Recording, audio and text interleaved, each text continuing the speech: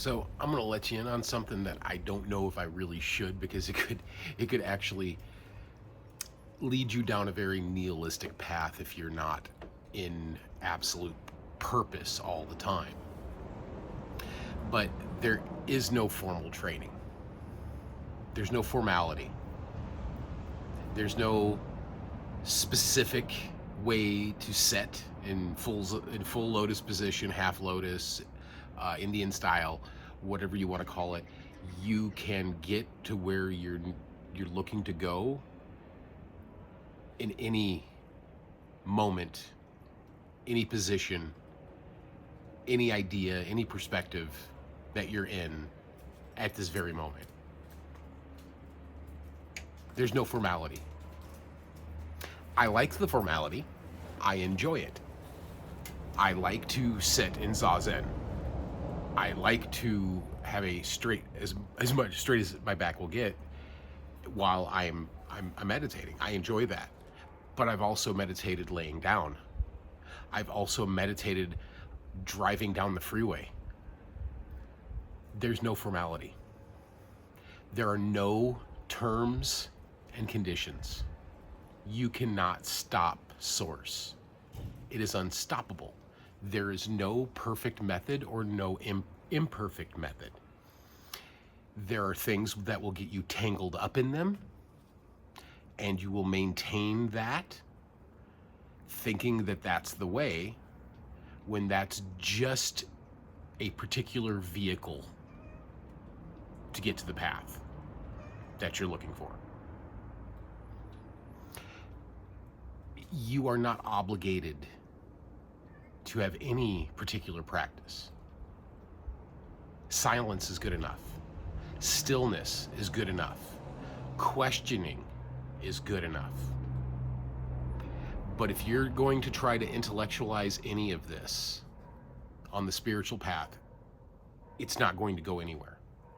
It's beyond intellect. It's beyond the thinking mind. The thinking mind is great for making a budget, paying your bills, perhaps raising your children to some degree, maintaining your car, making your house payment. A mathematical equation here and there, right? If you're on that path, that's what the thinking mind is for. It's not to figure out the essence of all things, because the essence of all things is consciousness, and that consciousness permeates all things at the same time, everywhere, all at once.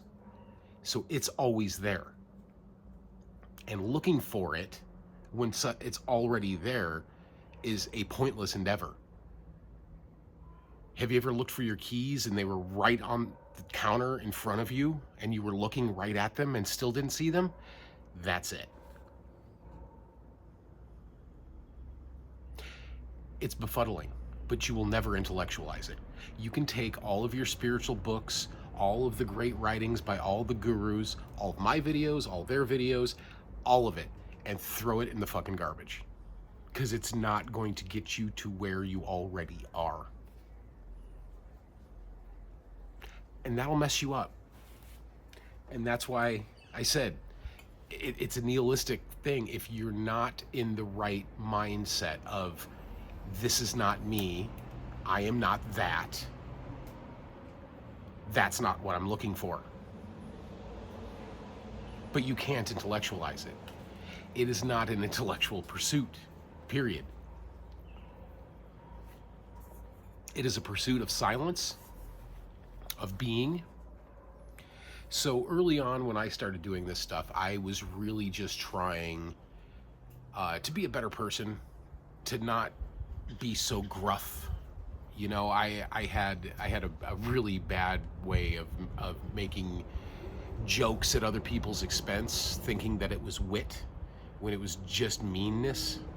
And I didn't like it. I noticed it one day and I didn't care for it. And so I wanted to get rid of that. And I wanted to get rid of the bad feelings that I had towards myself, the depression, the sadness. And once I started looking at those things and they started filtering away, it's it's very mind-boggling when it happens, because you start looking at the thing and going into it. If you're going to be sad or you're going to be dark or whatever, go into that fucking darkness. Go get in it, because that's an awareness. Once you're aware of something, that something dissipates. And the problem is, sometimes when you go into that stuff, it runs away, and you go, well, what the fuck was that? Why is all of a sudden I don't feel bad anymore? Yeah, it's that. And there's a bit of madness in it, because then it comes up again and you take it for serious. You take it for real, and it's not. And then you remember, oh shit, that's right, I just have to look at it. And then you start looking at it and it dissipates. You go, well, wait, come back here. I need to know what you are. The thing is when you look into the eyes of a demon and offer it a hug, it runs away screaming, as most people in life would. The object is not the objective.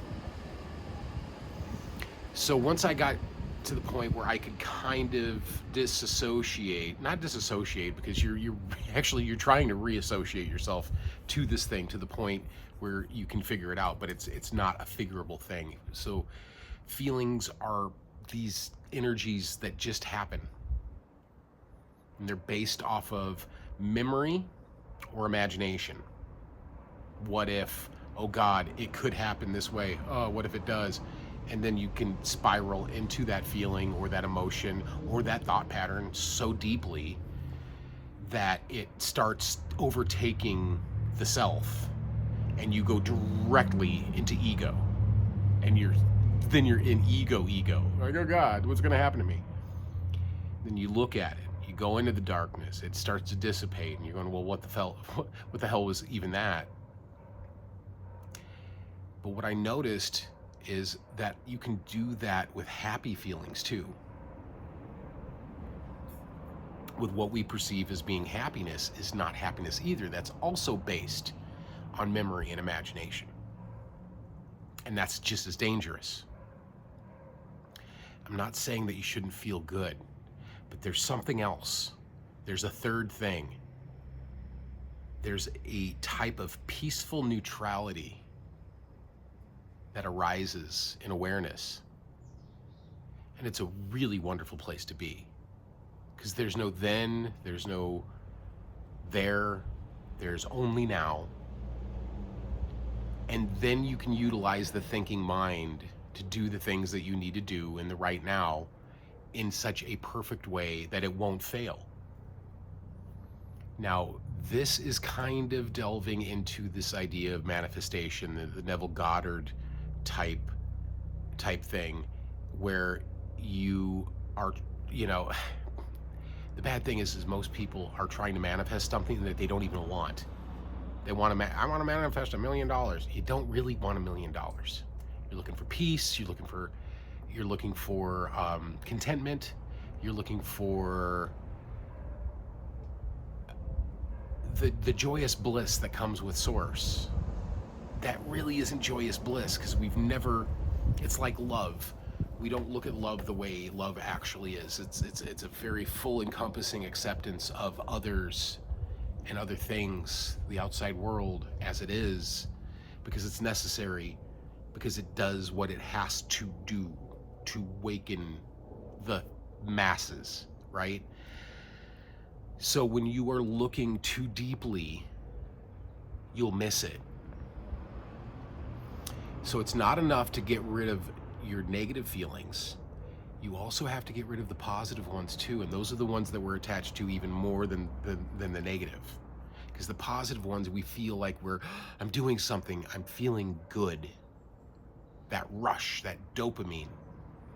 That's why a lot of spiritual advisors and gurus and so on and so forth will recommend dopamine fasting.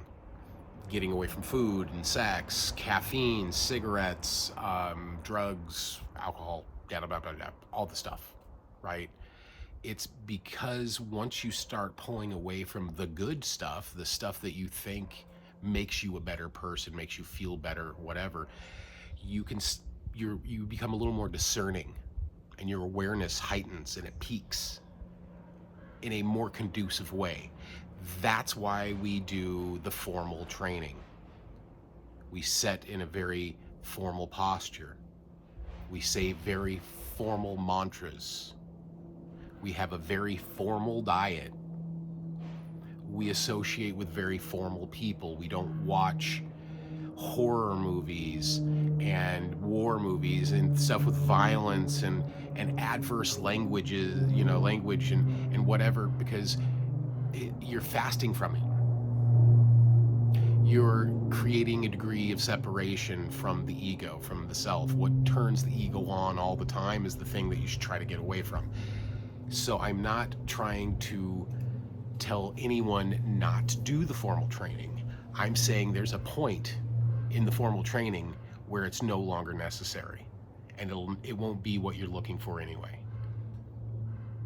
There's a point where you have to put the books aside and practice. And it's as simple as finding something that helps you maintain silence and stillness for long periods of time. I believe it was Robert Adams that said, just try to stay with yourself in silence, like when you're not at work or you're not with your family or whatever. When you're able to be alone, don't look for the quick dopamine fix. Just sit there and be quiet. Stare at the fucking wall if you have to. Stare at your hand. What is this? And the longer and more often you do that, it's the questioning, it's the I am. It's Ramana Maharishi, it's Nisargadatta.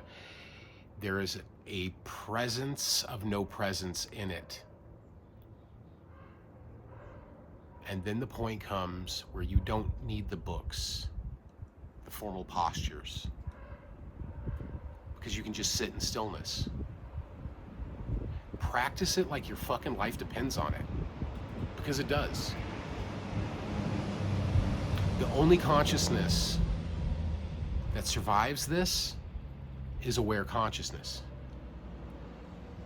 And if you don't survive this without awareness,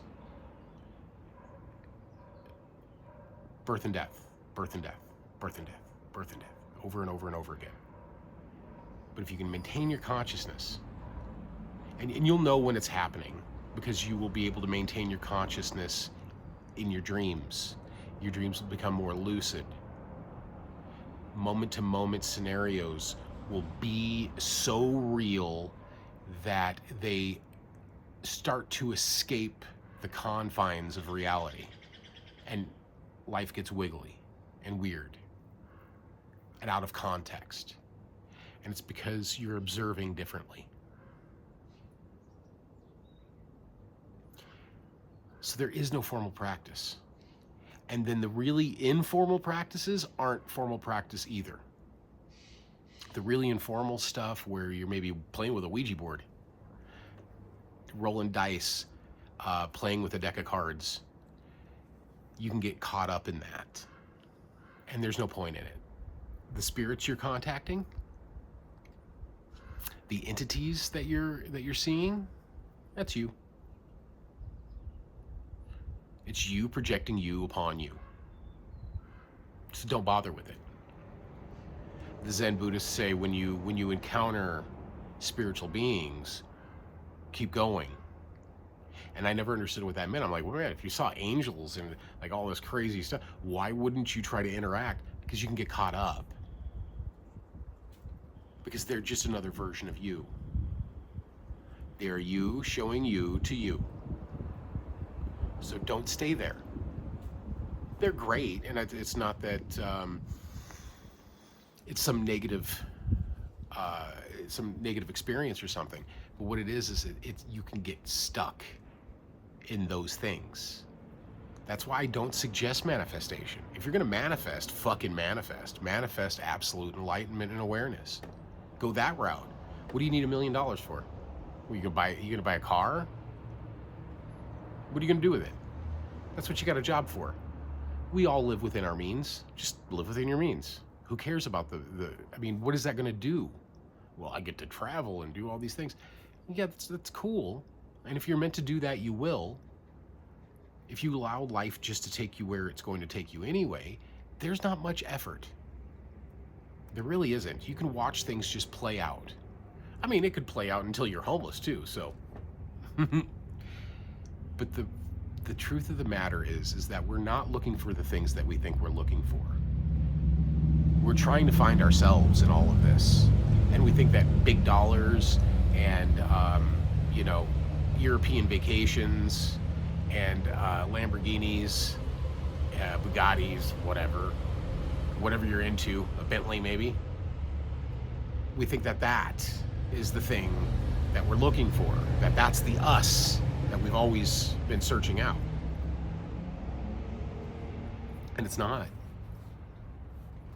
We're looking for source. We always have been. And the only way to find source is in its own language. Absolute stillness. Being very, very quiet for very, very long periods of time. And then it comes to the point where it gets shorter and shorter. And then you can just be in it. And that's what you're looking for.